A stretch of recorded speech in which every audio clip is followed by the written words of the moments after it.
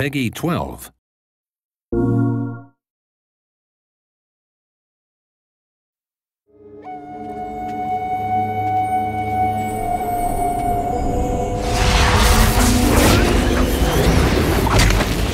The genesis of the story that we finally ended up with, we were all sitting around and we had been given the mandate to take this Move controller and make a magic wand game out of it.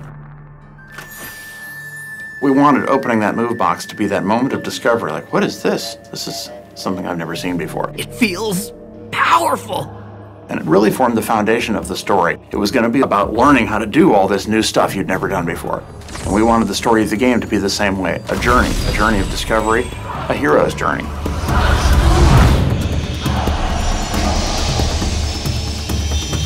We were after an archetypal story that would be a coming-of-age story and a story where a young apprentice makes a simple mistake, unleashes the terrible forces of the world, and has to grow into become himself a great sorcerer when his master is unable to save him from his folly. Here we are, the entrance to Lock Barrow.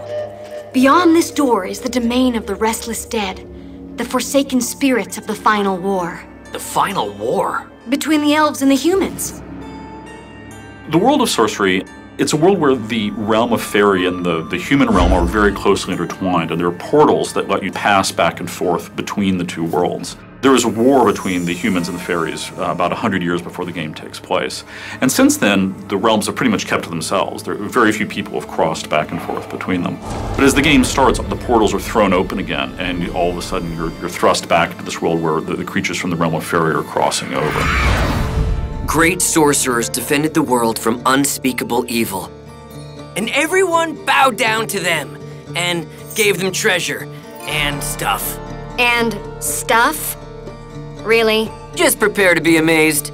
You have no idea what you're doing. A lot of the emphasis in the story in Sorcery is more about the relationship between the characters. For most of the game, there is Finn, our protagonist, and Erline, the magical cat who accompanies them. When the game starts off, Finn and Erline don't really get along very well. She's kind of obnoxious, he's kind of like full of himself. I shouldn't have said anything.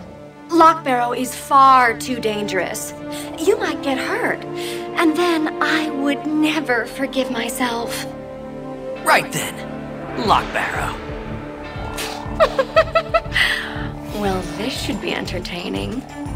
If you think of your mage that stands in the back and uses his wand and knowledge just to control the world, that isn't Finn. Finn drives forward. He thirsts for knowledge, but he thirsts for adventure more than anything.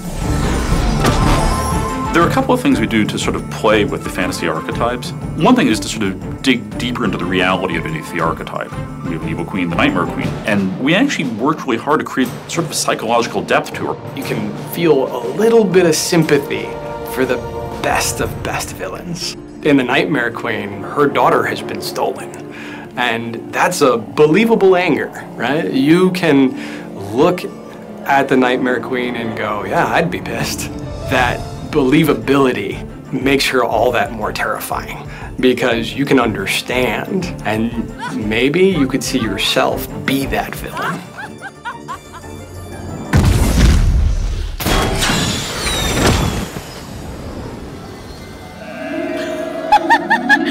Busted! Erline was a character that was really important to our story. We face a lot of challenges with Erline because we have to have this integral character of our game be a cat. Just like with Finn, Erline goes through ups and downs throughout the story, and we had to be able to create this furball to be able to display emotion along with our character because she is such an important part. We needed a character that needed Finn. The darkness of her character, that slight tone of being unsure really helps us tie her to Finn because he's so brave and bold. She needs his support to go through the next door. A big part of the story of Sorcery is the way these two characters respond to what's going on around them and sort of change over the course of the game. By the end of the game, they're really on the same team, they're working together, and the story of how they come together and how they learn about each other is a big part of the story of Sorcery. It's a coming-of-age story both for Finn and for Erline at the same time. Both of you go from being these silly teenage kids at the beginning to realizing the mantle that destiny has forced upon you.